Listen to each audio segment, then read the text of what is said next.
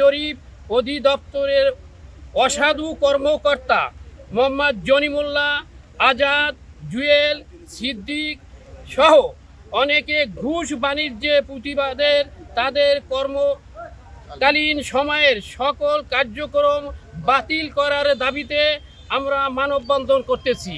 আমাদের কাছ থেকে আমাদের নিরীহ কৃষক, শ্রমিক, মেহনতি মানুষের সামান্য কিছু জমি, এই জমির রেকর্ডের জন্য জনিমুল্লাহ নেতৃত্বে ঘুষ সবার কাছে শতাংশে 5,000 টাকা করিয়া চাইতেছে।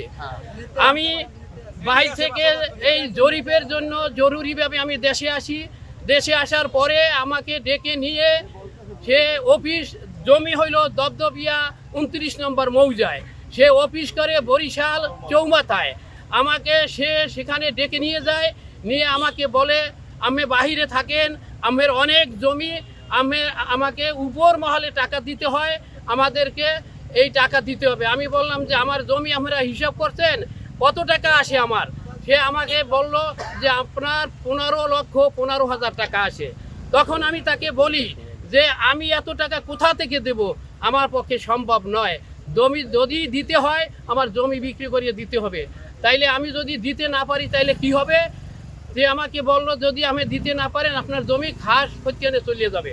আমার দাবি হয়েছে এরা যে নকশা করছে নকশা ভুল এবং জরিপ যা করছে ভুল, এইগুলি বাতিল করিয়া নূতনভাবে নকশা করবে, ট্রেস করবে এবং জরিপ করবে। তাদের সময়ের সকল কার্যক্রম বন্ধ রাখার জন্য আমরা প্রশাসনের কাছে আমরা জোর অনুরোধ জানাচ্ছি বাতিল করার জন্য। এমনও চলছে যে ভাই বোনের মধ্যে অনেকের আছে জমির বাইনামে রেকর্ড, অন্য আসিয়া সেখানে টাকা পয়সা খামাইয়া সেখানে ই করতেছে। এই তো শেষ নয়, এরপর উপজেলা ভূমি অফিসারের কাছে সেখানে তদন্ত হবে। এই এলাকায় অনেক আত্মকলহ সৃষ্টি হয়েছে।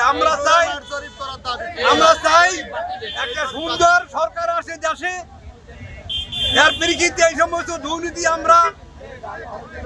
আমরা বরদাস্ত করবো না।